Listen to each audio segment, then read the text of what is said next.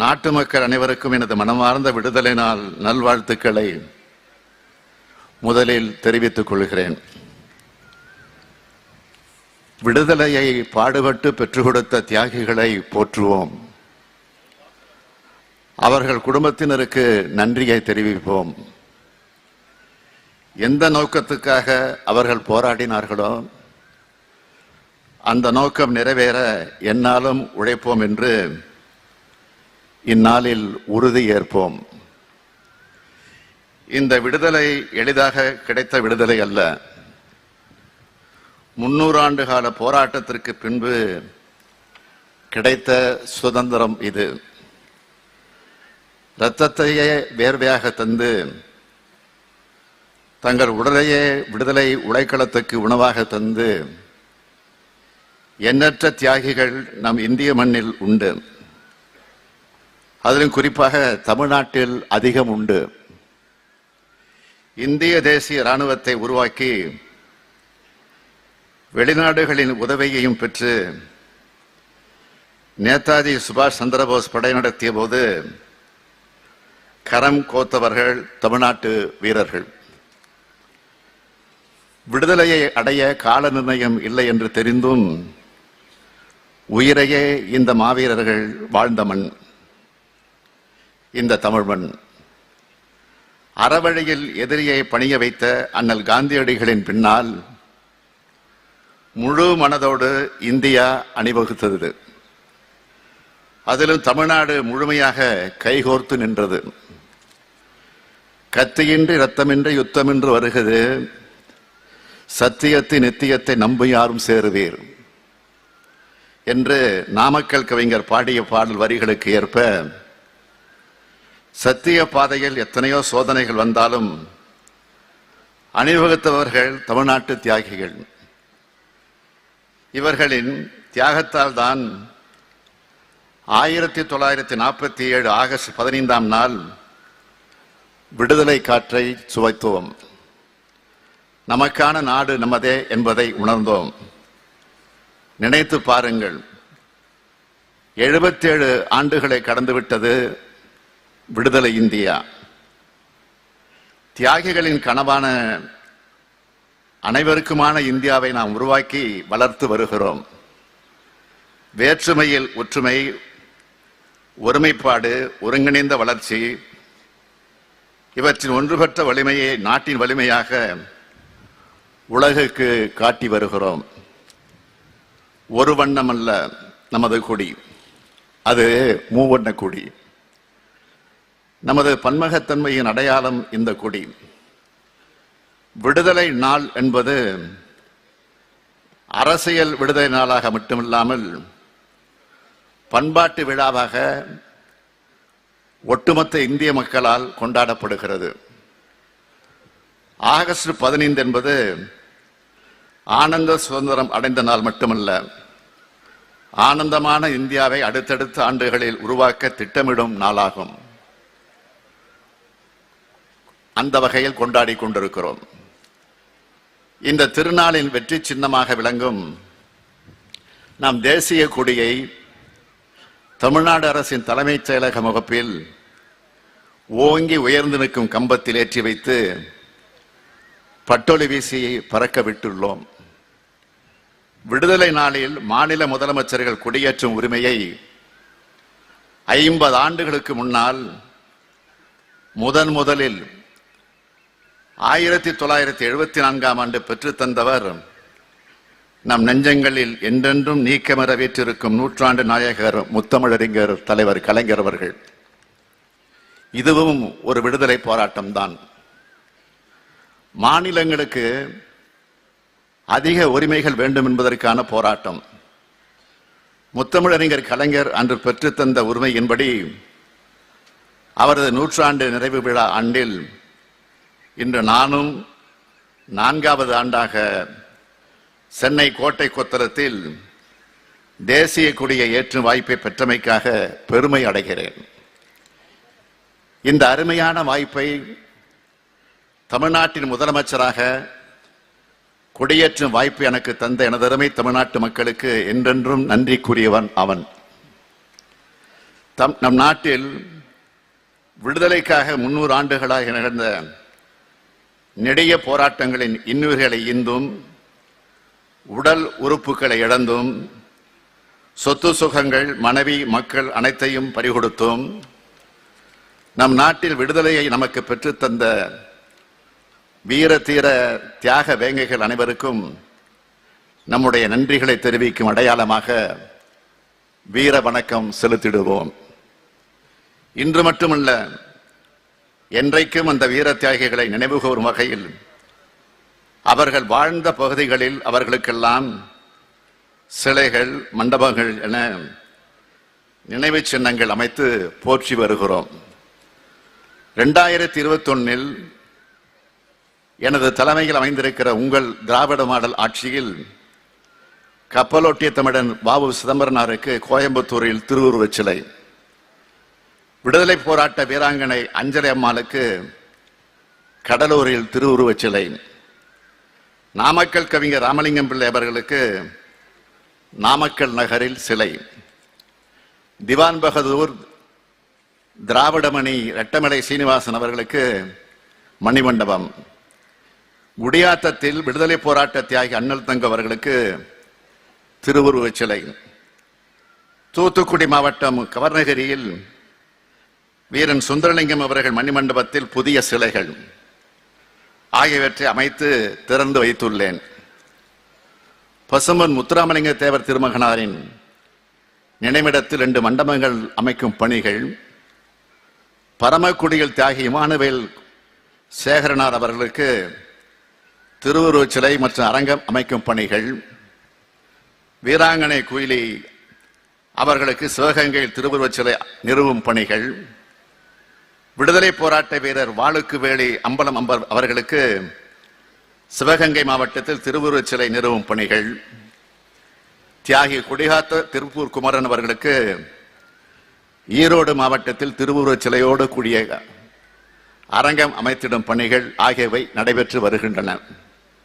இப்படி எந்த மாநிலமும் செய்யாத முறையில் அனைத்து தியாகிகளையும் போற்றி வருகிறது தமிழ்நாடு.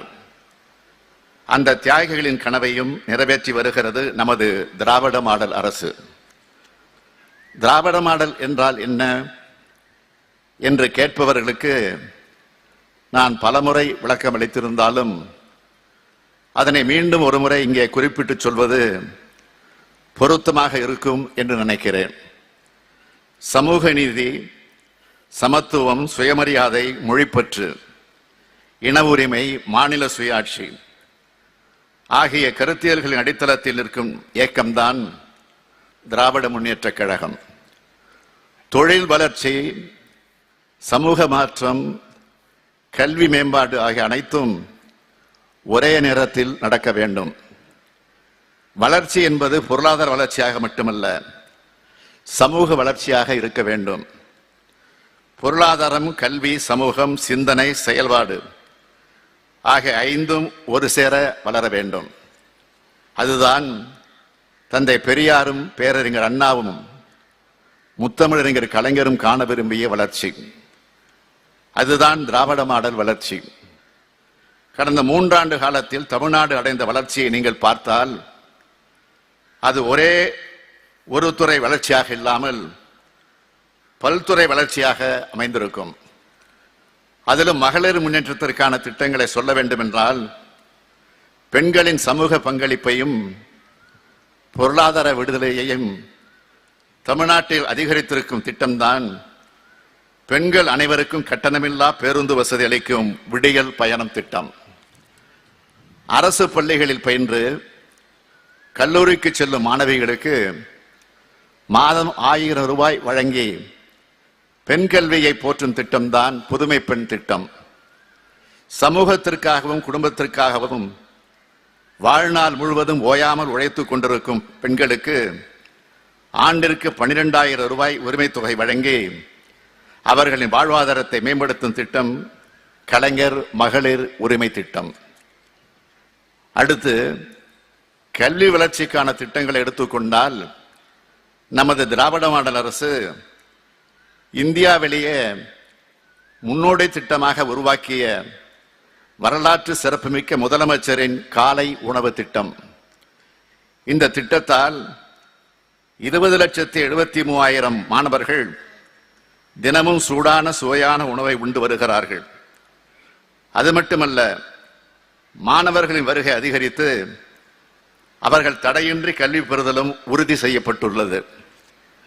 இது மாதிரியான திட்டங்களால் இன்று நம் தமிழ்நாடு உயர்கல்வியில் சிறந்து விளங்குகிறது என்பதை ஒன்றிய அரசின் புள்ளி விவரங்கள் சொல்கின்றன.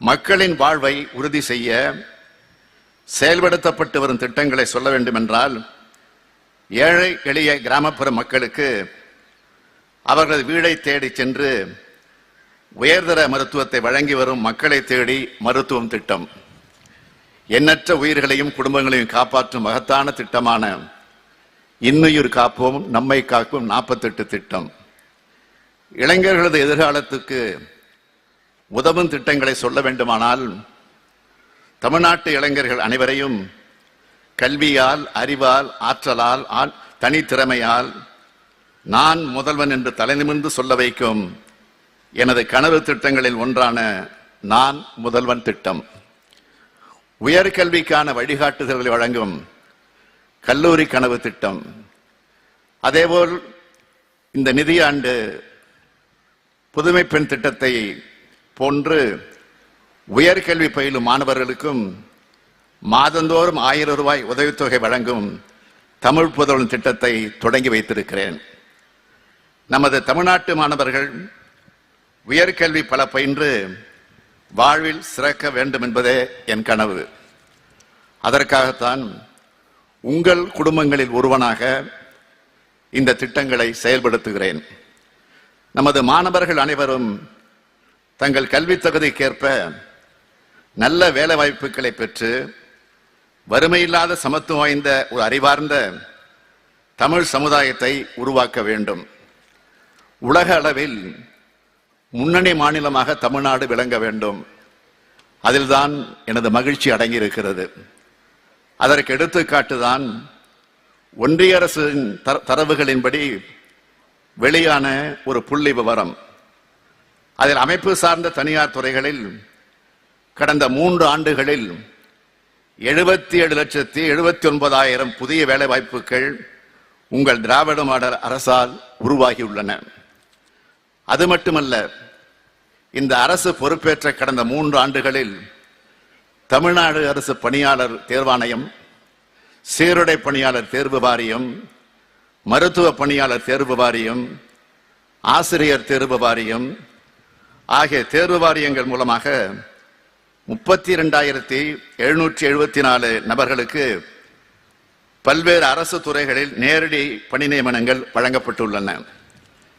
உள்ளாட்சி அமைப்புகள், அரசு துறை நிறுவனங்கள் போன்ற பல்வேறு அரசு அமைப்புகளில் 32,709 இளைஞர்கள் பணி நியமனம் பெற்று கடந்த 3 ஆண்டுகளில் மொத்தம் 65,483 இளைஞர்களுக்கு அரசு பணி நியமனம் வழங்கப்பட்டு உள்ளது என்பதை இந்த நேரத்தில் மகிழ்ச்சியுடன் தெரிவித்துக் கொள்கிறேன். அது மட்டுமல்லாமல் வரும் ஜனவரி 2026க்குள், அதாவது இன்னும் 16 மாதங்களுக்குள் பல்வேறு பணி நியமனங்கள் நடைபெற இருக்கிறது என்பதையும் ஏற்கனவே நான் அறிவித்திருக்கிறேன். அதன்படி வரும் 2026ஆம் ஆண்டு ஜனவரி மாதத்திற்குள் 75,000க்கும் மேற்பட்ட அரசு பணியிடங்கள் நிரப்பப்படும் என்பதையும் உபகையுடன் தெரிவித்துக் கொள்கிறேன். நமது திராவிட மாடல் அரசில் தமிழ்நாடு தொழில்துறையில் புதிய பாய்ச்சலை கண்டு வருகிறது. அதற்கு அடையாளமாகத்தான் கடந்த ஜனவரி மாதம் 7 மற்றும் 8 ஆகிய நாட்களில் நடைபெற்ற உலக முதலீட்டாளர்கள் மாநாட்டில் முன் எப்போதும் இல்லாத அளவிற்கு 6,64,180 கோடி ரூபாய் அளவிலான முதலீடுகளை ஈர்ப்பதற்காக 631 புரிந்துணர்வு ஒப்பந்தங்கள் கையெழுத்தாகி இருக்கிறது. இதன் மூலம் 14,54,712 நபர்களுக்கு நேரடி வேலை வாய்ப்பும், 12,35,945 நபர்களுக்கு மறைமுக வேலை வாய்ப்பும் உள்ளது. தமிழ்நாட்டை தொழில் வளம் நிறைந்த வளமான மாநிலமாக வளர்த்தெடுக்க தொழில்துறைக்கான உட்கட்டமைப்பு வசதிகளை மேம்படுத்தி வருகிறோம். அவற்றில் முக்கியமானவற்றை உங்களோடு பகிர்ந்து கொள்ள வேண்டுமென்றால், எறையூரில் தொழில் பூங்கா, சென்னை நந்தம்பாக்கத்தில் 56 ஏக்கர் நிலப்பரப்பில் நிதிநுட்ப நகரம், திருச்சி மற்றும் மதுரையில் புதிய டைடல் பூங்காக்கள், விழுப்புரம், திருப்பூர், வேலூர், தஞ்சாவூர், தூத்துக்குடி, சேலம் மற்றும் சிவகங்கை மாவட்டங்களில் மினி டைடல் பூங்காக்கள், ஆண்டுக்கு 100 மில்லியன் பயணிகளை கையாளக்கூடிய வசதிகளுடன் காஞ்சிபுரம் மாவட்டம் பரந்தூரில் ஒரு புதிய பன்னாட்டு விமான நிலையம், திருவள்ளூர் மாவட்டத்தில் 182 ஏக்கர் நிலப்பரப்பில் 1428 கோடி ரூபாய் மதிப்பீட்டில் பல்முனை சரக்கு போக்குவரத்து பூங்கா, கோயம்புத்தூர் மாவட்டத்தில் சுமார் 300 கோடி ரூபாய் திட்ட மதிப்பீட்டில் பல்முனைய சரக்கு போக்குவரத்து பூங்கா, தூத்துக்குடி மாவட்டம் குலசேகரப்பட்டினத்தில் இயங்கும் இஸ்ரோ விண்வெளி நிலையத்திற்கு அருகில் ஒரு விண்வெளி தொழிற்பூங்கா மற்றும் திட எரிபொருள் பூங்கா ஆகியவற்றை அமைப்பதற்கான பணிகள் நடைபெற்று வருகின்றன. நமது திராவிட மாடல் அரசு செயல்படுத்த அனைத்து வளர்ச்சி திட்டங்களும் 8 கோடி மக்களையும் சென்றடைகிற எல்லோருக்கும் எல்லாம் என்ற சமூக நீதி அடிப்படையிலான வளர்ச்சி திட்டங்களாக திகழ்கின்றன. ஏழை எளிய நடுத்தர மக்களின் தேவைகளை உணர்ந்து அவர்கள் கேட்பதற்கு முன்னதாகவே அவற்றை நிறைவேற்றி தரும் அரசாக விளங்கி வருகிறது. நான் தொடர்ந்து மேற்கொண்டு வரும் கள ஆய்வுகள் மற்றும் மக்களிடமிருந்து பெறப்பட்ட கருத்துக்கள் ஆகியவற்றின் அடிப்படையில் உங்களது திராவிட மாடல் அரசின் சார்பாக இந்த வீர விடுதலை திருநாளில் சில அறிவிப்புகளை வெளியிடுவதில் மற்றற்ற மகிழ்ச்சி அடைகிறேன். அரசு மருத்துவமனைகளை நாடி வரும் ஏழை எளியோருக்கு சிறப்பான சிகிச்சைகளும் தரமான மருந்துகளும் வழங்கப்பட்டு வருகின்றன. இந்நிலையில் தனியார் மருத்துவமனையில் சிகிச்சை பெறும் நடுத்தர குடும்பங்கள் தங்களுக்கு தேவையான மருந்துகளை அதிக விலை கொடுத்து வாங்க வேண்டியுள்ளது. நீரிழிவு, இரத்த அழுத்தம் போன்ற நோய்களுக்கு தொடர்ந்து மருந்துகளை வாங்க வேண்டியுள்ளதால் இவர்களுக்கு அதிக செலவுகள் ஏற்படுகின்றன. இதற்கு தீர்வாக பொது பெயர் வகை ஜெனரிக் மருந்துகளையும் பிற மருந்துகளையும் குறைந்த விலையில் இவர்களுக்கு கிடைக்கச் செய்யும் வகையில் முதல்வர் மருந்தகம் என்ற புதிய திட்டத்தை இந்த அரசு செயல்படுத்தும். வரும் பொங்கல் திருநாள் முதல் செயல்படுத்த உள்ள இந்த திட்டத்தின் கீழ் முதற்கட்டமாக 1000 முதல்வர் மருந்தகங்கள் திறக்கப்படும். இந்த திட்டத்தை சிறப்பாக செயல்படுத்திட மருந்து ஆளுநர்களுக்கும் கூட்டுறவு அமைப்புகளுக்கும் தேவையான கடனுதவியோடு 3 லட்சம் ரூபாய் மானிய உதவியாக அரசால் வழங்கப்படும். தாய்நாட்டிற்காக தங்களது இளம் வயதை இராணுவ பணியில் கழித்து பணிக்காலம் நிறைவு பெற்ற ஓய்வு பெற்ற முன்னாள் படை வீரர்களது பாதுகாப்பான வாழ்க்கையை உறுதி செய்திடவும் வாழ்வாதாரத்தை மேம்படுத்திடவும் முதல்வரின் காக்கும் கரங்கள் என்ற புதிய திட்டம் அறிமுகப்படுத்தப்படும். இந்த திட்டத்தின் கீழ் முன்னாள் படை வீரர்கள் தொழில் தொடங்க 1 கோடி ரூபாய் வரை வங்கிகள் மூலம் கடன் பெறுவதற்கு வழிவகை செய்யப்படும். இத்திட்டத்தின் மூலம் தொடங்கப்படும் தொழில்களுக்கு வழங்கப்படும் கடன் தொகையில் 30 விழுக்காடு மூலதன மானியமும் 3 விழுக்காடு வட்டி மானியமும் வழங்கப்படும். இவர்களுக்கு திறன் மற்றும் தொழில் முனைவோர் மேம்பாட்டு பயிற்சி போன்ற தேவையான பயிற்சிகளும் அரசால் வழங்கப்படும். இராணுவ பணியின் போது உயிரிழந்த படை வீரர்களின் குடும்பத்தினருக்கு இத்திட்டத்தின் மூலம் பயன்பெறலாம். அடுத்த 2 ஆண்டுகளில் 400 முன்னாள் இராணுவத்தினர் பயன்பெறும் வகையில் 400 கோடி ரூபாய் மதிப்பிலான திட்டங்களுக்கு ஏறத்தாழ 120 கோடி ரூபாய் முதலீட்டு மானியம் மற்றும் 3 விழுக்காடு வட்டி மானியம் சேர்த்து வழங்கப்படும். அடுத்ததாக தியாகிகள் குடும்பங்களுக்கு பயனளிக்கும் வகையில் சில அறிவிப்புகளை இப்போது மகிழ்ச்சியோடு வெளியிட விரும்புகிறேன். மாநில அரசு விடுதலை போராட்ட வீரர்களுக்கு தற்போது வழங்கி வரும் மாதாந்திர ஓய்வூதியம் 20,000 ரூபாய் என்பது 21,000 ரூபாயாக உயர்த்தி வழங்கப்படும். விடுதலை போராட்ட தியாகிகள் குடும்பங்களுக்கு தமிழ்நாடு அரசு தற்போது வழங்கி வரும் மாதாந்திர குடும்ப ஓய்வூதியமான 11,000 ரூபாய் 11,500 ரூபாயாக உயர்த்தி வழங்கப்படும். வீரபாண்டிய கட்டபொம்மன், சிவகங்கை மருது சகோதரர்கள், ராமநாதபுரம் மன்னர் முத்துராமலிங்க விஜயராகநாத சேதுபதி, வ.உ. சிதம்பரனார் ஆகியோரின் வழித்தோன்றல்கள் பெற்று வரும் மாதாந்திர சிறப்பு ஓய்வூதியமான 10,000 ரூபாய் என்பது இனி 10,500 ரூபாயாக உயர்த்தி வழங்கப்படும். சமீப காலமாக நாம் பெரிதும் எதிர்கொள்ளும் பிரச்சனையாக காலநிலை மாற்றம் உருவாகியுள்ளது. இதனால் ஏற்படும் இயற்கை சீற்றங்களால் பெரும் பாதிப்புகள் உண்டாகின்றன. அண்மையில் கூட நமது சகோதர மாநிலமான கேரளத்தில் பெய்த பெருமழை காரணமாக வயநாட்டில் மிகப்பெரிய நிலச்சரிவு ஏற்பட்டது.